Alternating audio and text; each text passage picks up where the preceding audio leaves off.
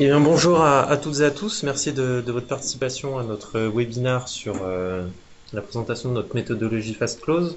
Donc, je me présente, je suis Anthony Denet, ingénieur d'affaires chez Smartis, donc en charge de la partie commerciale et également des activités marketing, notamment sur la présentation de ce type de webinaire. Et aujourd'hui, ce webinaire sera présenté par Benoît Alscols, qui est senior manager sur toute la partie consolidation et reporting chez Smartis. Donc voilà le rapide sommaire. Donc je vais vous présenter très rapidement Smartis, notre activité, quelques références. Et ensuite, Benoît vous présentera notre offre Fast Close. Donc Smartis, nous sommes une société de conseil donc créée en 2009. Aujourd'hui, nous sommes environ 30-35 consultants sur une activité d'intégration de cabinets de conseil dans l'implémentation de solutions EPM BI, donc qui couvrent différents processus que sont l'élaboration budgétaire, le prévisionnel, le reporting et la consolidation statutaire. Donc aujourd'hui, nous sommes partenaires Oracle sur toutes les solutions EPM BI et également sur la partie conso, la solution de consolidation Sigma Conso et sur l'élaboration budgétaire, la société Anaplan. Donc voilà quelques références. Donc comme je vous le disais, aujourd'hui c'est plus de 200 clients, donc différents entreprises, différents secteurs de toute taille. Slide suivante est un peu plus parlante donc par rapport à notre activité de tierce maintenance. Donc nous avons de nombreux clients, notamment en dernière version des solutions EPM, notamment Oracle sur cette planche. Donc la dernière version HFM chez Wendel, Energy, etc. Planning S-Base pour l'élaboration budgétaire chez Galderma, Yoplait, entre autres. Donc ici nous voyons une rapide planche sur différentes activités que nous menons au sein de Smartis. Donc notre activité principale est effectivement le conseil et l'intégration de ces solutions PMBI. Donc ça va à la fois sur la partie expression du besoin au fond des processus métiers. Donc nous ne sommes pas uniquement intégrateurs, mais nous sommes aussi spécialisés dans le conseil et le conseil purement métier, notamment ce que nous allons vous présenter aujourd'hui. Une seconde activité, du moins une seconde offre sur la partie intégration des données et BI. Donc là, c'est un peu l'idée de l'amélioration de la qualité de données à travers des flux de données et la restitution de données. Une activité de tierce maintenance, donc on a pu voir la planche précédente sur quelques références. Donc nous réalisons une tierce maintenance à la fois applicative et technique à travers un catalogue de services. Une quatrième activité donc d'hébergement. Donc nous pouvons héberger tout type de solutions EPM. Donc à la fois gérer des solutions SaaS, mais aussi les héberger dans nos data centers partenaires. Une activité de formation. Donc nous sommes organismes de formation. Nous pouvons former à la fois vos administrateurs et vos utilisateurs sur les différentes solutions EPM. Et une dernière activité appelée performance test où là nous avons en fait développé des outils permettant d'auditer les plateformes et les applicatifs EPM, également réaliser des tests de montée en charge. Et ces différents outils nous permettent également de gagner du temps lors de migration de version, notamment sur toutes les phases de recettes. Et dans un second temps, améliorer toutes les tâches administratives et vous simplifier la vie. Je donne donc maintenant la main à Benoît qui va donc vous présenter notre offre Fast Close. Bonjour. Donc, on va commencer effectivement par présenter le contexte du Fast Close. Et pour présenter effectivement le contexte, le meilleur moyen que nous avons trouvé, c'était peut-être de présenter rapidement un historique du Fast Close, enfin de l'EPM, pardon. Alors sur cet historique, j'ai présenté comme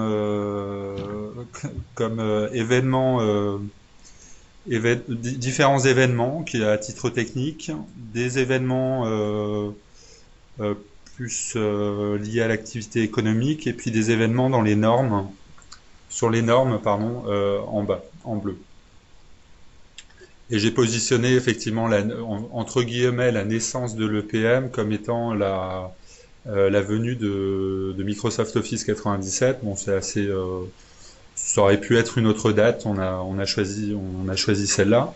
Et le but de cette présentation, en fait, c'est de vous montrer que, effectivement, il y a les, sur la partie technologique, les choses ont énormément évolué en l'espace de 15 ans, avec beaucoup plus de performance, des projets côté éditeur très importants. Bon, là, par exemple, on peut citer en référence sur les projets éditeurs, on a toujours en tête effectivement le SQL Server 2005, qui est le plus gros projet, l'un des plus gros projets éditeurs qui a été mené dans l'industrie informatique.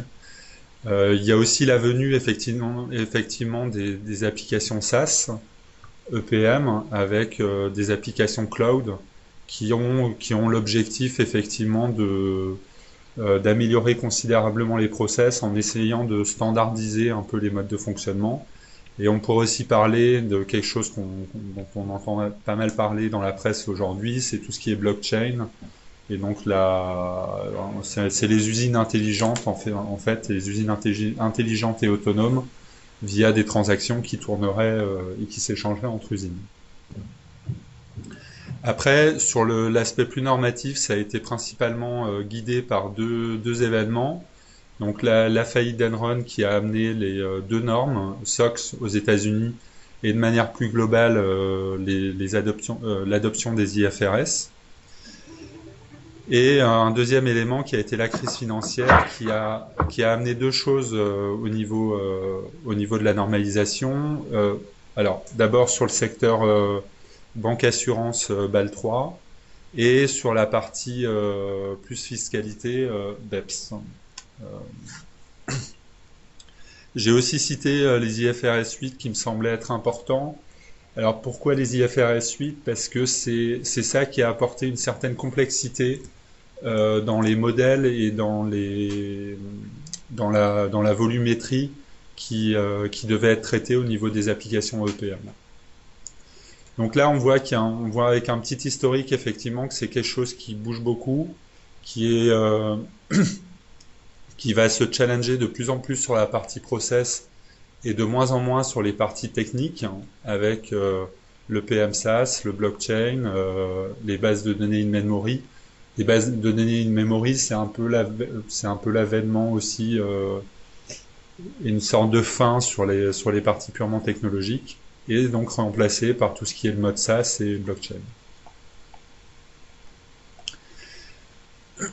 Après, sur le périmètre applicatif, effectivement, on voit sur le parc EPM qu'on a des applications vieillissantes. Donc l'EPM, ça a commencé vraiment à se développer dans les années 2005. Donc c'est des outils aujourd'hui qui ont à peu près entre 5 et 10 ans d'ancienneté.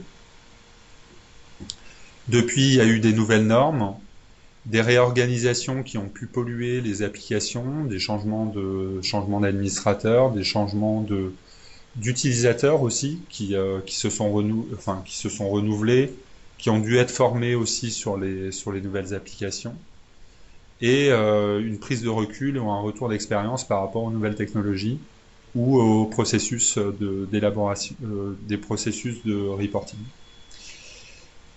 Il y a eu des nouveaux challenges aussi donc sur les 10 dernières années, donc des challenges sur la diminution des cycles de clôture, donc c'est de ça dont on va parler. Réduire les charges d'OPEX, voilà, ça va aussi avec réduire les charges de la durée des cycles de clôture indirectement, et bénéficier d'une industrialisation des processus. Et aussi un besoin donc du coup de se réapproprier des applications qui étaient vieillissantes, qui ont été menées, c'est des projets qui ont été menés à l'époque, compte tenu des contraintes de l'époque, et qui aujourd'hui, face aux nouvelles technologies et aux nouveaux outils qu'on peut avoir, peuvent être mis en cause.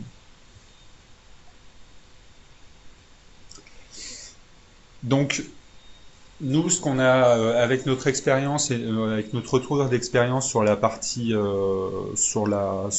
fast close, et contenu des éléments de contexte qu'on vient de voir, effectivement, on essaye de présenter un espèce de panorama des processus et des thématiques qui sont évaluées quand on mène un projet de phase close. Donc un projet de phase close, de manière typique, il y a toujours trois piliers. Un pilier process, système et organisation utilisateur. Et donc nous, on a essayé d'organiser ça en sous-thématiques. Donc c'est les sous-thématiques qu'on voit arriver sur les projets de phase close qu'on a à mener.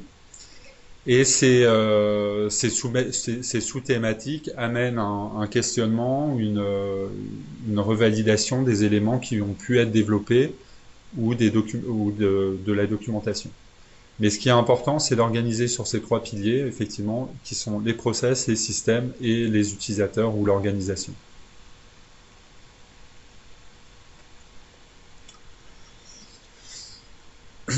Là, ce qu'on va vous présenter assez rapidement, parce que ça permet aussi d'amener la partie méthodologie, c'est un ou deux cas pratiques.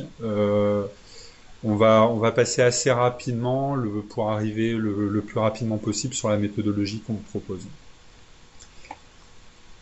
Donc on a un premier cas pratique où effectivement on avait un groupe qui rencontrait des problèmes de performance, qui avait des équipes qui avaient complètement changé et qui comprenaient pas forcément ce qui se passait dans les règles de consolidation ou dans les outils de reporting, et des filiales qui n'étaient pas responsabilisées sur les chiffres qu'elles pouvaient remonter. Donc on a fait différentes analyses, on a mené un audit complet du système de reporting, de la documentation qui était à disposition des utilisateurs, du processus aussi, et ça nous a amené en fait à délivrer un projet en 3 phases. La première, effectivement, c'était des quick wins pour mettre en œuvre des bénéfices rapidement visibles auprès des utilisateurs, donc principalement sur le plan de compte, sur le cash flow, la construction du cash flow et la construction des contrôles. Ensuite, on a eu un deuxième lot qui a été une refonte des processus pour aider la compréhension des utilisateurs et redéfinir un processus de reporting à la fois dans les outils et préparer une documentation qui allait avec. Et un troisième lot qui s'est focalisé sur la formalisation et l'ergonomie des applications. Donc ça, c'était un projet assez important de refonte complète d'un applicatif. Il a permis d'avoir des gains très importants au niveau des processus de reporting en responsabilisant les filiales. Donc du coup, l'équipe consolidation était moins en goulot d'étranglement et du coup beaucoup moins surchargée dans les phases de clôture. Donc l'équipe de consolidation a pu aussi, du coup il y a une personne qui a pu se focaliser plus sur l'aspect contrôle de gestion et l'équipe de consolidation a été réduite. Et sur la partie et les filiales ont été beaucoup plus responsabilisées avec des calendriers et avec des documents leur permettant de comprendre facilement ce qu'ils avaient à faire dans HFM. Donc ça, c'est le premier cas. Et avec un gain, du coup, alors avant, effectivement, le goulot d'étranglement était côté consolidation. En faisant sauter ce verrou-là, effectivement, les équipes ont gagné 2 jours dans la remontée des chiffres. Là, ici, on a un deuxième cas où on avait un groupe qui remontait une information trop détaillée pour la remontée trimestrielle, avec des délais de production trop longs sur les publications semestrielles et annuelles, des réconciliations interco qui étaient faites semestriellement et qui étaient très consommatrices de temps, et des différences significatives entre le calendrier de reporting et de consolidation. Donc ça amenait effectivement à avoir un double reporting et l'audit qui a été mené en interne a mis en avant 2 principaux points. Le premier, c'était que les contrôles devaient être devait être amélioré et rendu plus accessible pour les utilisateurs. Et le deuxième point, c'est que certaines informations demandées de manière trimestrielle ou mensuelle n'étaient pas forcément nécessaires à l'analyse des chiffres. Et enfin, dans le troisième point, et enfin que les éléments de réconciliation interco devaient être redescendus au moins de manière mensuelle pour éviter les problématiques qui étaient rencontrées semestriellement. Donc ils ont mis en place ce projet-là. C'était un projet qui était beaucoup plus court que le premier qu'on a vu. Qui c'est principalement là, c'était principalement des éléments de change management. Donc c'était habituer les utilisateurs à un nouveau processus dont ils n'avaient pas forcément l'habitude. Le projet a été mené effectivement de manière assez rapide en 40 jours et avec un gain sur les clôtures mensuelles de une journée, même si en plus du processus même si en plus du processus habituel qu'ils avaient auparavant, on avait rajouté les réconciliations interco. Un point important a été aussi la fusion de la partie reporting et conciliation et l'unification des deux.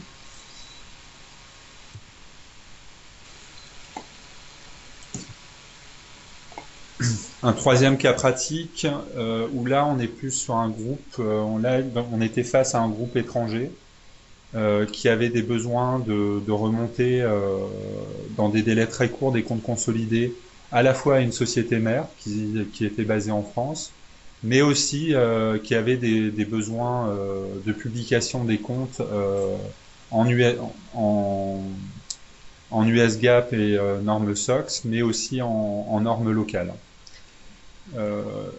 Ils faisaient tout ça effectivement dans Excel et ils avaient énormément de problèmes à réconcilier ces différentes visions. Qui au final, ils avaient 3 consolidations à faire dans un référentiel qui était légèrement différent, mais et ils avaient énormément de mal à réconcilier ces 3 visions. D'où une perte de temps considérable au moment de la remontée des chiffres. Donc ce qui a été décidé, ça a été effectivement de leur préparer une application qui permettait d'unifier ces 3 reportings-là. Et grâce à l'unification de ces 3 reportings-là, ils ont pu améliorer considérablement effectivement la qualité des données qui remontaient à la fois à la société mère pour les besoins locaux et aussi en US GAAP. Et ils ont pu ils ont pu aussi réorganiser en fait leur service de consolidation qui avant était organisé en silo. Donc il y avait une équipe par type de reporting et là maintenant ils ont une équipe globale qui se charge des 3 reportings et qui permet dans tous les cas d'unifier la production des comptes et donc d'avoir un gain de temps considérable sur la production de ces trois types de comptes. Donc là on vient de voir effectivement 3 cas pratiques.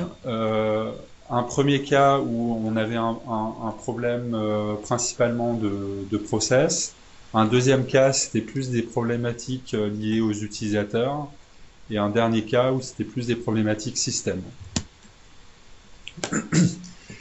Donc, sur ces différents cas, effectivement, quand on arrive, nous, sur un compte, et avec notre retour d'expérience qu'on a pu avoir sur la mise en œuvre des projets de phase close, on a essayé de mettre en œuvre une méthodologie. Donc, la méthodologie qu'on propose se base sur une approche analytique pour identifier effectivement donc soit les problématiques utilisateurs, premier pilier, soit utilisateurs ou des problématiques d'organisation, soit des problématiques dans les processus, deuxième pilier, ou alors des problématiques sur d'éventuelles faiblesses des systèmes d'information, troisième pilier. Donc tout est organisé autour de ces 3 piliers qu'on va après redétailler en sous-thématiques. Et effectivement, au moment où on démarre un audit de processus de reporting, le client a la possibilité en fait d'activer ou pas ou de mettre un focus sur telle ou telle sous-thématique. On en le verra après. La restitution en général à l'issue d'un audit de phase close, en général, nous, ce qu'on va toujours préconiser effectivement sur la restitution et la mise en œuvre après des propositions, c'est toujours de diviser en 3 lots. Un premier lot quick win, ça permet en fait de manière assez rapide de montrer des gains possibles et simples à réaliser. On va ensuite avoir en général deux éléments qui vont être aussi très importants à mener. Un premier, donc effectivement le projet qui va mettre en œuvre des actions plus sur le long terme, plus structurantes. Et un point très important par rapport aux utilisateurs et à l'organisation, mener correctement la partie change management. Alors, et cette partie-là passe par de la formation, de l'explication et de la formalisation des éléments qui pourraient être développés, changés ou mis en œuvre. Donc notre méthodologie est représentée là sous cette matrice-là. Donc il y a 5 étapes. Là c'est la méthodologie d'audit. Il y a 5 étapes. Donc une première étape kick-off, une deuxième étape interview. Donc il est important pour nous en fait de pouvoir mener des interviews utilisateurs ou responsables conso ou contrôle de gestion ou responsable SI. Ces interviews, aujourd'hui, on a un questionnaire de 100 questions type qui s'articule sur les différentes thématiques et qui permet effectivement de mettre des éléments de faiblesse sur telle ou telle sous-thématique et qui va permettre après d'organiser et de structurer un projet de réduction des délais de clôture. Ensuite, on a une troisième phase qui concerne la collecte. Donc là, sur cette phase-là, effectivement, on va récupérer de l'information. Sur cette phase-là, c'est plus pour analyser la partie process ou analyser ce qui se passe dans les systèmes. Donc on va récupérer des logs applicatifs et du paramétrage qu'on va ensuite analyser. Donc on va analyser cet ensemble, à la fois le résultat des interviews et la collecte, et on va pour en sortir en fait une préconisation d'ensemble. Les préconisations, on va essayer de noter chacune des actions. En fait, on va lister une série d'actions qui sont à mener. Chacune des actions va être notée et évaluée suivant une matrice d'analyse qu'on va vous montrer juste après. Et ça va permettre en fait de prioriser les actions, de faciliter la priorisation des actions dans un plan projet. Et ça va permettre surtout aussi de voir ce qui peut être mené en quick win, de ce qui ne peut pas l'être.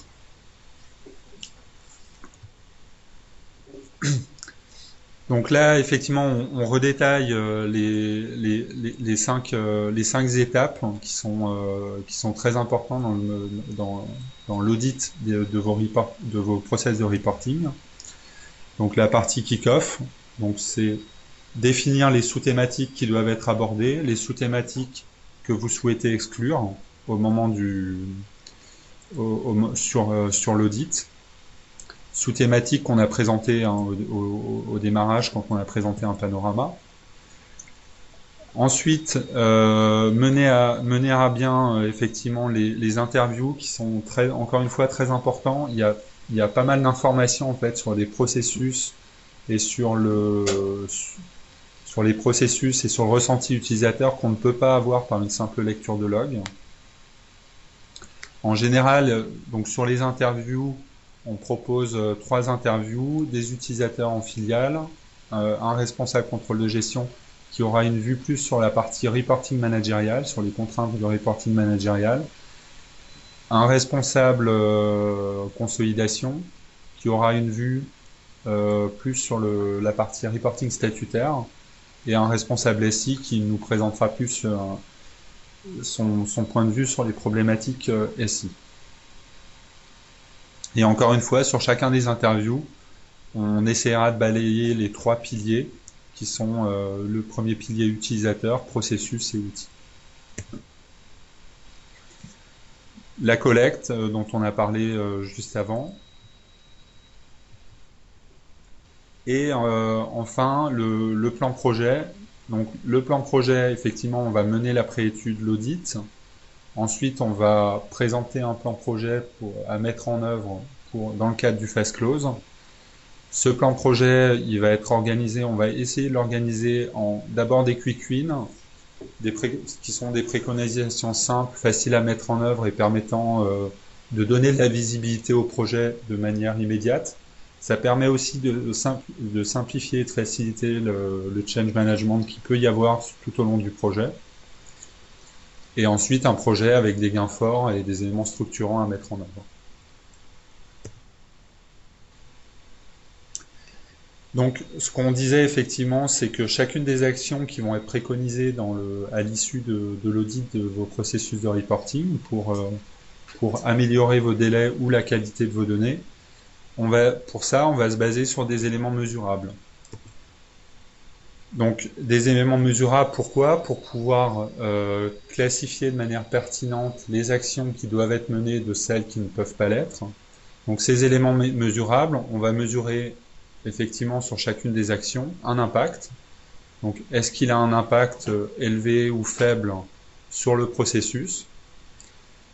On va évaluer aussi la population qui est impactée par ce changement-là, parce que si on mène en fait une petite action, mais qui a un impact sur une population vaste, donc sur l'ensemble des utilisateurs, effectivement, ce sera peut-être plus intéressant que si ça a un impact sur une population limitée. On va évaluer la fréquence d'occurrence de la problématique que cela engendre et un coût de la correction. On va évaluer effectivement un coût de la correction sur chacun des éléments.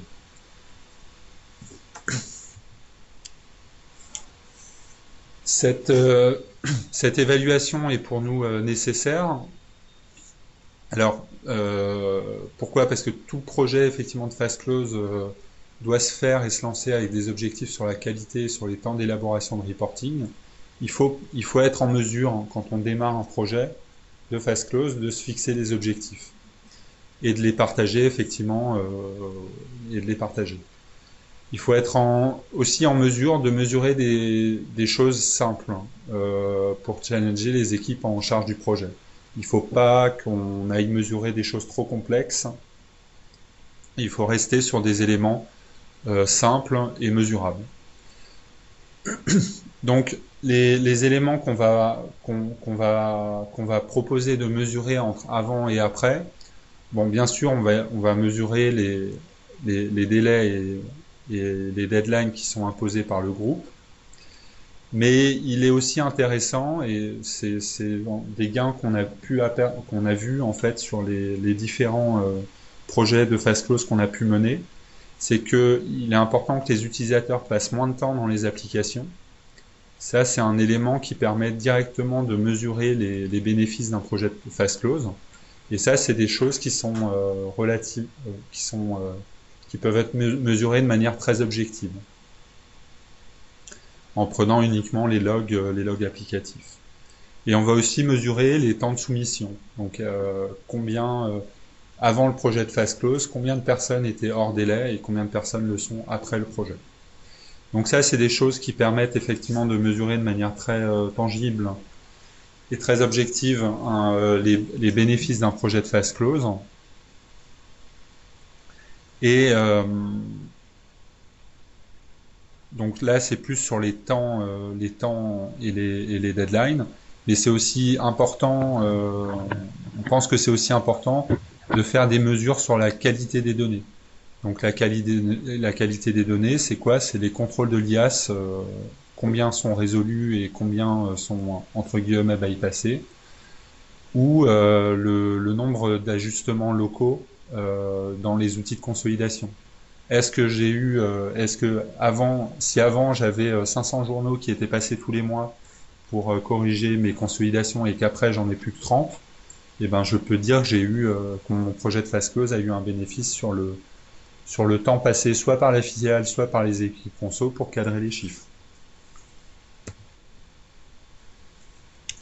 Voilà, donc là effectivement on a présenté les méthodologies qui cherchent un peu effectivement à standardiser entre guillemets les processus, à utiliser entre guillemets les bonnes pratiques qu'on peut avoir dans les projets de fast close.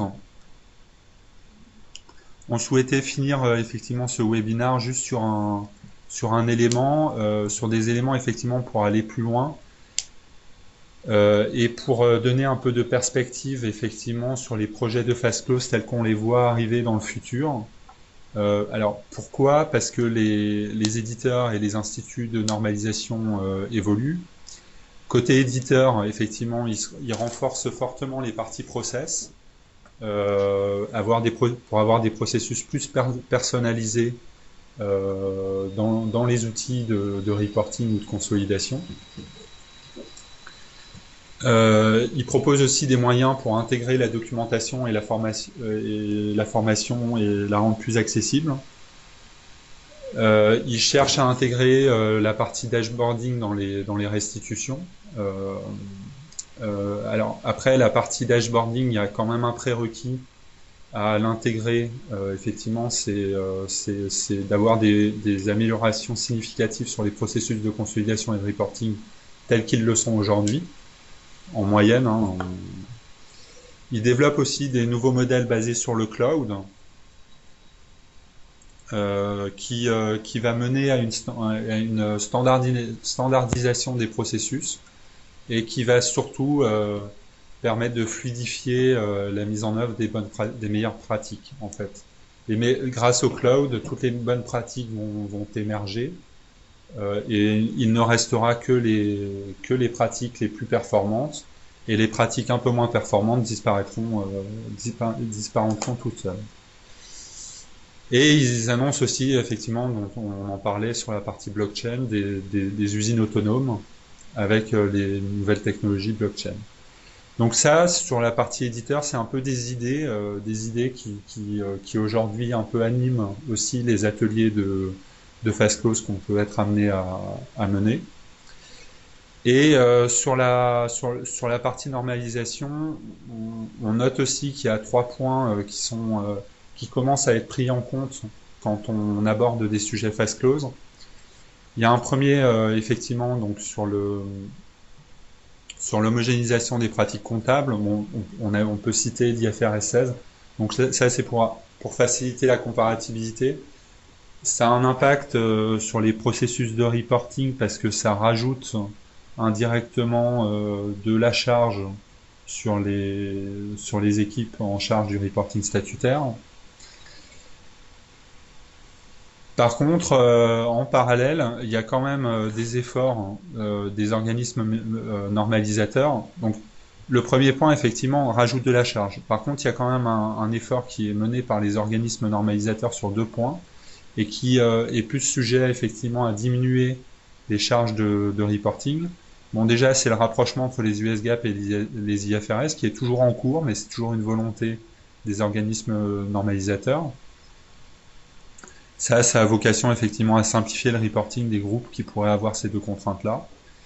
Et il y a un dernier point qui aussi permettra à terme et à un horizon plus lointain de simplifier le reporting et de le fluidifier, c'est le travail qu'ils peuvent mener aujourd'hui sur des standards de publication type XBRL.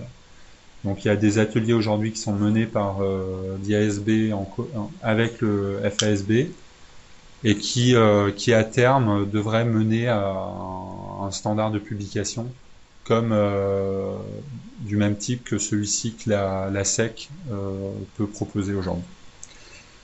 Voilà, donc ce dernier slide, c'était un peu pour donner des idées et un peu pour remettre en perspective les nouveaux enjeux qu'il pourrait y avoir sur le fast close et les nouvelles technologies qui peuvent être proposées dans le cadre du fast close et qui pourraient être proposées effectivement ou qui permettraient effectivement d'amorcer des projets un peu plus structurants de fast close. Voilà. On passe à, je ne sais pas